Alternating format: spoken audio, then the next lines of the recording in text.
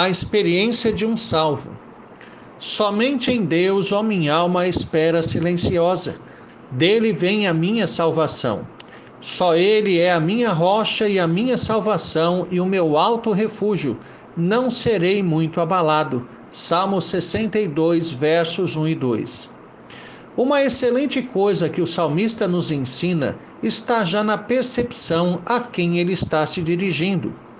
Ele objetiva a si mesmo, a sua alma. Embora não haja mais do que um de você em você mesmo, todo ser humano vive certa dualidade. Pode-se dizer que tal é a sombra do homem perfeito, perdido um dia. Há um vazio no coração de todo homem, lugar que apenas o Senhor pode preencher. O que vazia o homem perfeito era a plena habitação do Criador em sua vida. Entendamos que a queda não foi o pecado, mas sua consequência, seu efeito. Ela foi a condenação de Deus sobre o pecado cometido. Exemplo claro disso é que Eva desobedeceu, comeu o fruto proibido e nada aconteceu. No entanto, quando Adão comeu, então a humanidade caiu, pois ele era o representante de todos os seus descendentes. A maldição do pecado, a punição de Deus por causa da desobediência, isso foi a queda. Como a própria palavra denota, queda indica cair de uma posição elevada. O ser humano perdeu a dignidade da perfeição e da eternidade quando desobedeceu, levando toda a criação junto consigo para a degradação essencial. O homem é física e espiritualmente inferior, afetado pelo juízo de Deus por causa da queda original. O que marcava a vida gloriosa do homem no Éden era ser templo de Deus, a habitação do Santo Espírito do Senhor em plenitude. Quando Adão pecou, então caiu, e o Espírito Santo se ausentou da humanidade. Esse espaço vazio, que preenchido devidamente o fazia homem perfeito, é dessa ausência que o homem se ressente.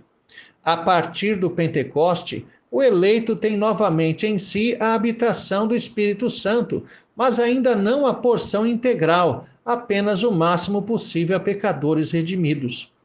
A dualidade que leva o homem a conversar consigo mesmo é o diálogo com uma existência perdida, que representava para ele a segurança e a certeza do futuro.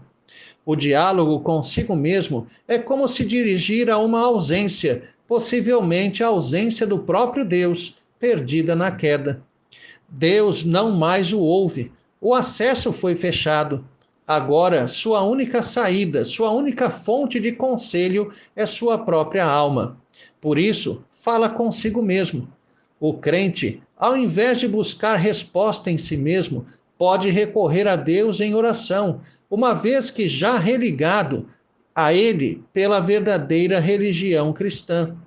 Reparemos algo muito interessante.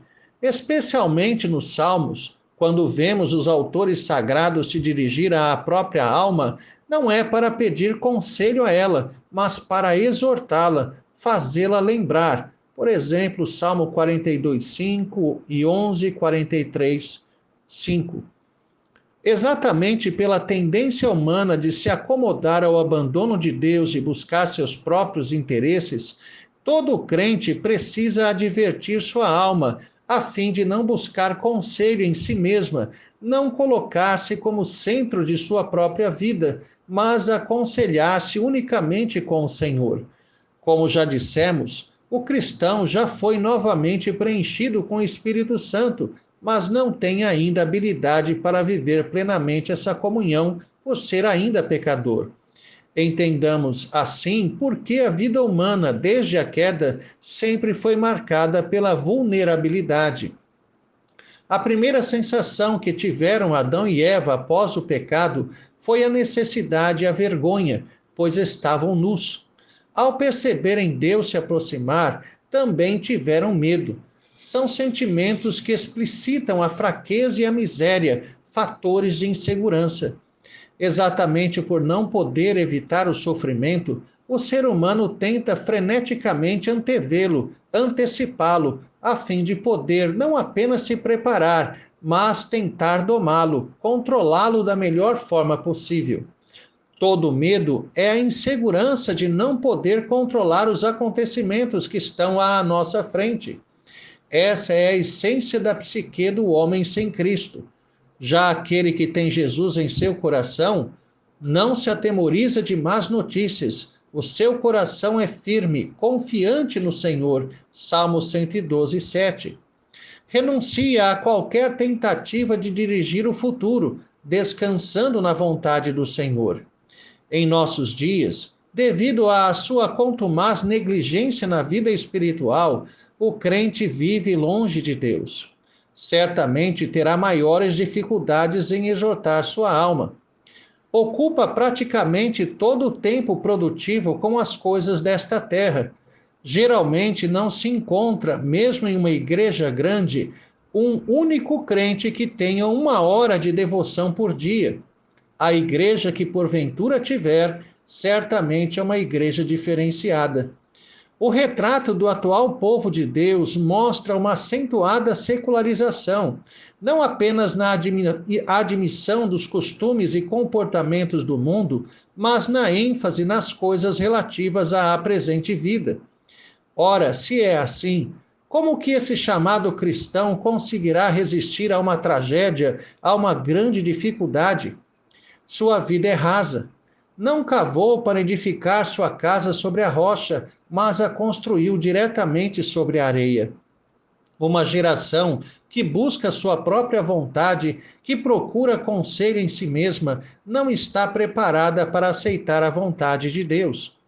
Na verdade, jamais a aceitará. Essa é a razão de tanto desespero e depressão em nossos dias. Aquele que conhece profundamente ao Senhor aprende a esperar silenciosamente nele.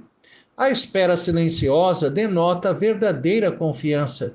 Ele não fica dizendo a Deus o que ele tem que fazer.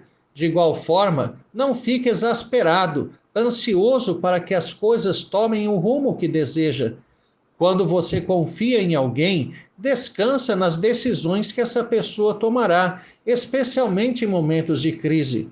Certamente não é acreditar que decidirá fazer exatamente o que você faria.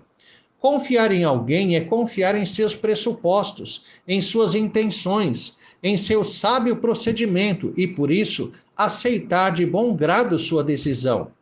Não há alguém que mereça mais a nossa confiança do que Deus. Por causa disso, o crente verdadeiro deve apresentar sua súplica ao Senhor e simplesmente ficar esperando, descansando. A paz em seu coração. O silêncio é a manifestação máxima da paz no coração daquele que verdadeiramente confia em Deus. Quando o salmista diz que devemos esperar silenciosamente, certamente não quer dizer que só posso apresentar a mesma causa a Deus uma única vez. Não. A oração é para refrigério da alma. Pode ser que eu comece a me angustiar por algo que já depositei nas mãos de Deus, mas que ainda não houve desfecho. É momento de orar novamente e colocar nas mãos de Deus, recobrar a paz e esperar. Deus nos dá todos os meios para a vivência da paz, mas nós preferimos nosso próprio caminho. Essa foi a causa das lágrimas e do lamento de Jesus diante de Jerusalém. Quando ia chegando, vendo a cidade, chorou e dizia: Ah, se conheceras por ti mesma, ainda hoje, o que é devido à paz, mas isto está agora oculto aos teus olhos. Lucas 19, 41, 42. Exorte sempre a sua alma à confiança inabalável, silenciosa em Deus. Ele é rocha, fortaleza e salvação. Essa é a experiência da vida que o Senhor concede aos salvos. Tenha um excelente dia na presença de Deus, Reverendo Jair de Almeida Júnior.